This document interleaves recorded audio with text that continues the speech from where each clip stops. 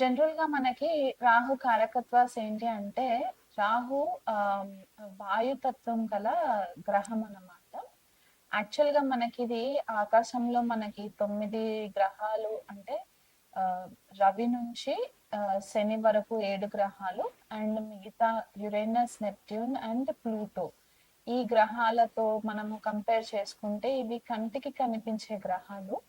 కాకపోతే మనకి రాహు అండ్ కేతు కలిపి మనకి ఛాయాగ్రహాలు అన్నమాట.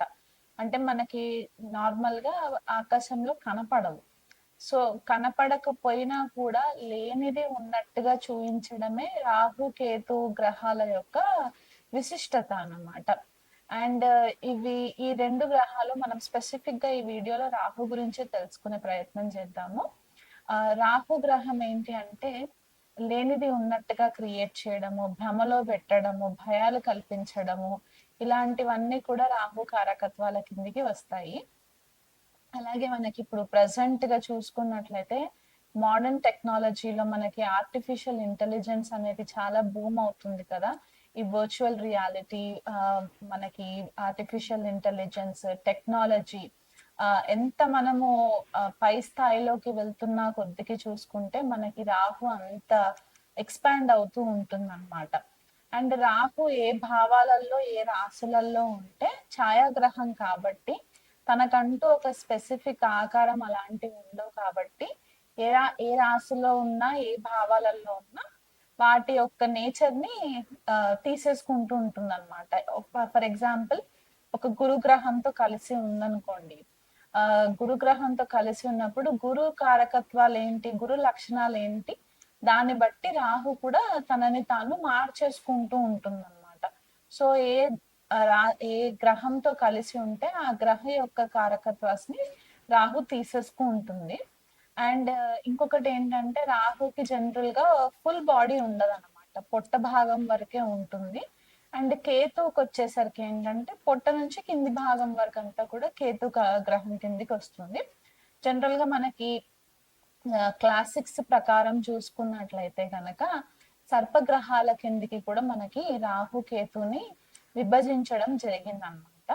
ఇప్పుడు అన్ని గ్రహాలు క్లాక్ వైజ్ డైరెక్షన్ లో గనక మూవ్ అవుతాయి అంటే నార్మల్ గా సంచారం చేస్తూ ఉంటే గనక రాహు కేతు గ్రహాలు మాత్రము వక్రగతిలో సంచారం చేస్తూ ఉంటారన్నమాట. అంటే మనకి గత జన్మలో చేసుకున్న పాపపుణ్య కర్మిక్ బ్యాగేజెస్ ఏవైతే ఉంటాయో అవి మనకి ఈ రాహు కేతు ప్లేస్మెంట్ ని బట్టి మనం మళ్ళీ ఇంకొక జన్మ ఎత్తడానికి కారణం అవుతాయి అన్నమాట. రాహు అండ్ కేతు రెండు గ్రహాలు కూడా. అందుకనే మనకి జన్మ జాతకం గనక మనము దగ్గర నుంచి పరిశీలించినట్లయితే కనుక కొన్ని సాఫ్ట్వేర్స్ ప్రకారము అక్కడ ఒక చిన్న ఆర్ అనే లెటర్ రాసి ఉంటుంది.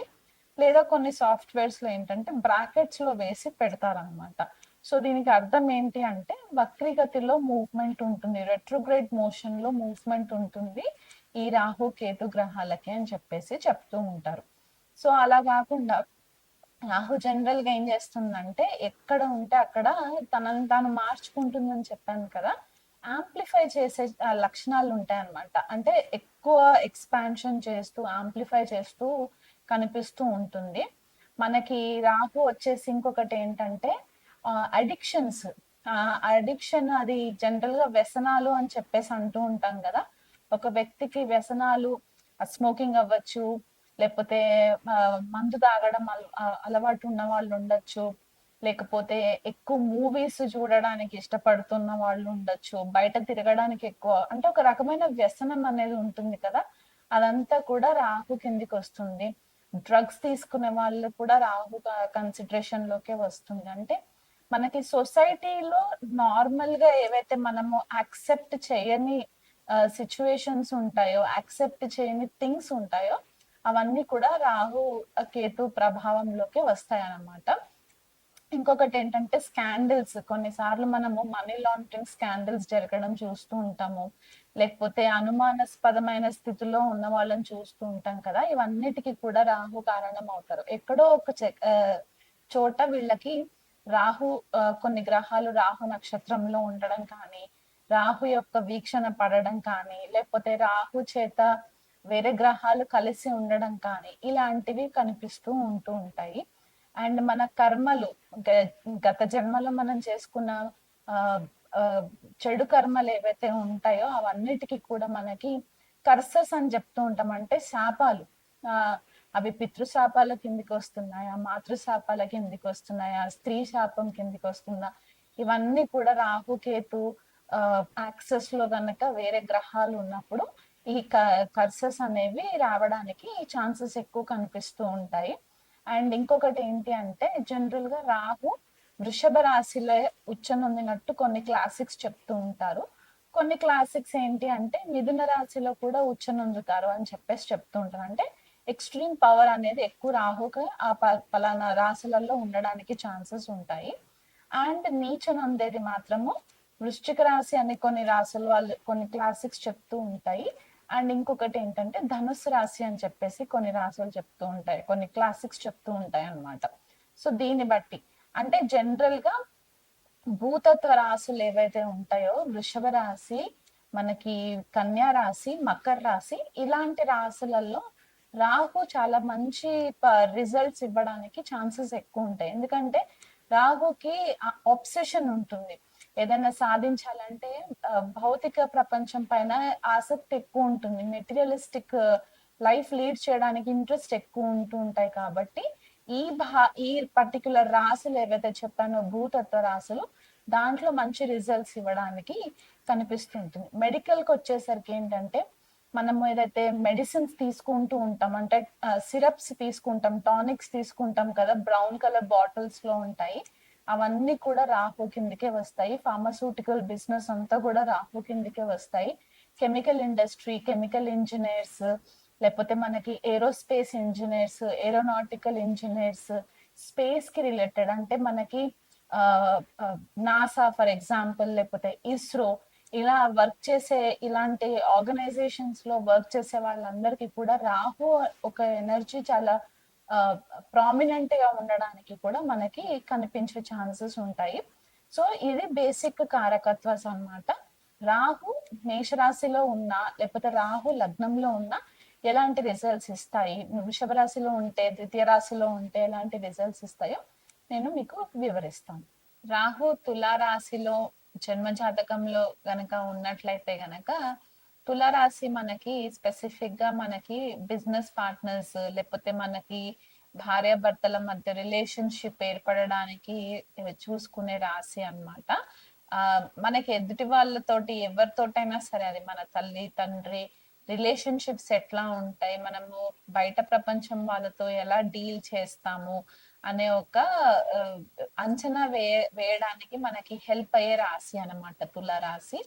అండ్ జనరల్ గా మనకి తులారాశి మంచి డిప్లొమాట్స్, బ్యూరోక్రాట్స్, ఇంటర్నేషనల్ లెవెల్లో ఉండే దేశం నుంచి ఇంకో దేశంకి మనకి ఎవరైతే చీఫ్ పర్సన్స్ ఉంటారో వాళ్ళంతా కూడా మనకి తులారాశితో కనెక్టివిటీ ఉంటుంది. మంచి పొలిటీషియన్స్, దేశానికి సంబంధించి శాంతి దూతల్లాగా కొంతమంది కెరియర్స్ ఉంటూ ఉంటాయి కదా డిప్లొమాట్స్, ఇలాంటి కెరియర్స్ మనకి తులారాశిలో ఎక్కువ కనిపించే ఛాన్సెస్ ఉంటాయి. బిజినెస్ చేసే బిజినెస్ మ్యాన్ కావచ్చు, ఆంటర్ప్రెనర్స్ కావచ్చు, వీళ్ళంతా కూడా మనకి జనరల్ గా తులారాశి నుంచి కనిపిస్తూ ఉంటారు. ఇప్పుడు రాహు గనక తులారాశిలో జన్మ జాతకంలో ఉంటే గనక చాలా మట్టుకు ఇక్కడ రాహు శుక్రుడి యొక్క నేచర్ ని తీసుకోవడానికి ఛాన్స్ ఉంటుంది. శుక్రుడు తులారాశినికి అధిపతి అవుతారనమాట. ఇక్కడ శుక్రుడికి ఇది మూల త్రికోణ రాశిగా కూడా అవుతుంది. కాబట్టి ఈ శుక్రుడు నేచర్, తులారాశి నేచర్ రాహు అక్యుములేట్ చేసుకున్నప్పుడు ఏంటంటే తన యొక్క ఈ ఏదైతే కోప స్వభావం ఉండడము, లేకపోతే అగ్రెషన్ ఉండడము, ఈగోతో డీల్ చేయడము, ఇలాంటివన్నీ కూడా కొద్దిగా సబ్సైడ్ అవుతాయి అన్నమాట. అండ్ తులారాశిలో రాహు ఉన్నప్పుడు ఏంటంటే చాలా మట్టుకు డిప్లొమాసీ ప్రదర్శించడానికి ఛాన్సెస్ ఎక్కువ కనిపిస్తూ ఉంటాయి. ఎదుటి వాళ్ళని మాటలతో ఆకట్టుకునే ఒక శక్తి రాహు తులారాశిలో ఉన్న వాళ్ళకు ఉంటుందన్నమాట. స్పెసిఫిక్ గా మనకి స్వాతి నక్షత్రము రాహు రూల్ చేసే నక్షత్రం కాబట్టి వీళ్ళకి గొడవలకి పెద్దగా గొడవలకి వెళ్ళాలి, కాంట్రవర్సీస్ క్రియేట్ చేసుకోవాలి, ఒక కాన్ఫ్లిక్టింగ్ ఎనర్జీ క్రియేట్ చేయాలి అనే ఒక ఆలోచన ఉండదు వీళ్ళకి. ఏంటంటే వీళ్ళనంత మట్టుకు చాలా శాంతిపూర్వకంగా డెసిషన్స్ తీసుకోవాలి.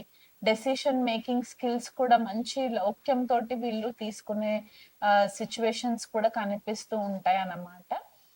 ఇప్పుడు ఏదైనా గొడవ జరుగుతుంది అంటే రాహు తులారాశిలో ఉన్న వాళ్ళతోటి మనము డీల్ చేయించినట్లయితే గనక ఆ గొడవ పెద్దగా అవ్వకుండా వీలైనంత మట్టుకు అది తగ్గుముఖం పట్టడానికి కూడా ఛాన్సెస్ కనిపిస్తూ ఉంటాయి. మంచి డిప్లొమసీ ప్రదర్శన చేస్తూ ఉంటారు.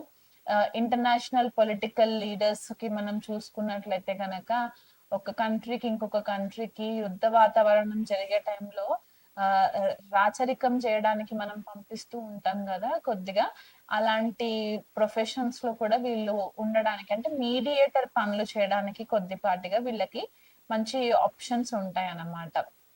కాకపోతే ఏంటంటే రాహు ఇక్కడ తులారాశిలో ఉన్నప్పుడు కొన్నిసార్లు ఎక్స్ట్రా మ్యారిటల్ అఫైర్స్ కి కూడా దారి తీసే ఛాన్సెస్ కనిపిస్తూ ఉంటాయి. అంటే వివాహేతర సంబంధాలు పెట్టుకోవడము.